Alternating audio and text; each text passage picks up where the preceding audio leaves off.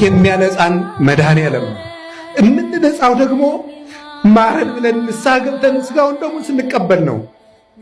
እየተሰበሰብን እንደ ክምር ብንናድ ምሕረት አናገኝም።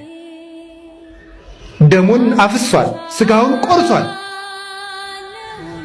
ዘመንን ባርኮ ሰጥቶናል። ምን እንዲያደርግልን ነው የምንፈልገው?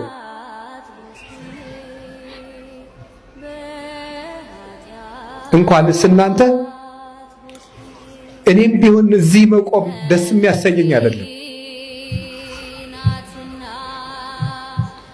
የእግዚአብሔርን መልእክት እንደ ቤተ ክርስቲያን ሐሳብ ለማድረስ ነው እንጂ ቁጭ ብዬ ለኃጢአት እያለቀስኩ ብኖር ደስታዬ ነው፣ እውነት ለመናገር። ስለዚህ መድኃኔዓለም እንዲያነጻን ሳንነጻ የሰላም ሀገር እንፈልጋለን። ሳንቀደስ እግዚአብሔር ሆይ ውረድ ፍረድ እንላለን። በየት ይውረድ? ማን ያስወርደው? ማን ያስመጣው? በራችን ዘግተን ልባችን ተቆልፏል። ስጥጡ አልባሲክሙ አልባቢክሙ ዋኮ አልባሲክሙ፣ ልብሳችሁን ሳይሆን ልባችሁን ቅደዱት ብሎ ተናግሯል። መድኃኔዓለም ሁላችንን የሚያንጻን ይቅር ይበለን፣ በምህረት ዓይን ይመልከተን።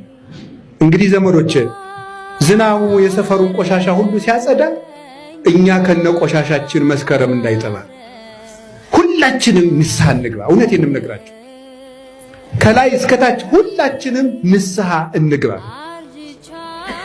ከነገ ሰኞ ጀምሮ ንስሐ እንግባ። እኔም ለራሴ እገባለሁ። እውነቴን እነግራችሁ መድኃኔዓለም ደግሞ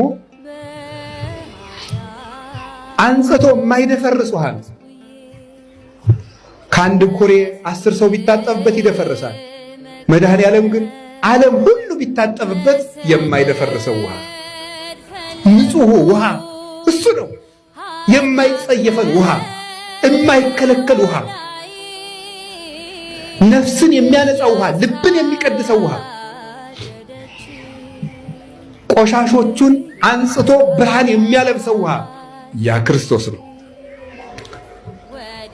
እግዚአብሔር በደሙ ይቀድሰን ሲናገር በዮሐንስ መልእክት ላይ እንዲህ ይላል፣ ወደሙ ለእግዚእነ ኢየሱስ ክርስቶስ ያነጽሐነ እምኩሉ ኃጣውኢነ፣ የጌታችን መድኃኒታችን ኢየሱስ ክርስቶስ ደም ከኃጢአታችን ሁሉ ያነጻናል ይላል። በገዛ ደሙ ያጠበን መድኃኔዓለም ክብር ምስጋና ይግባው።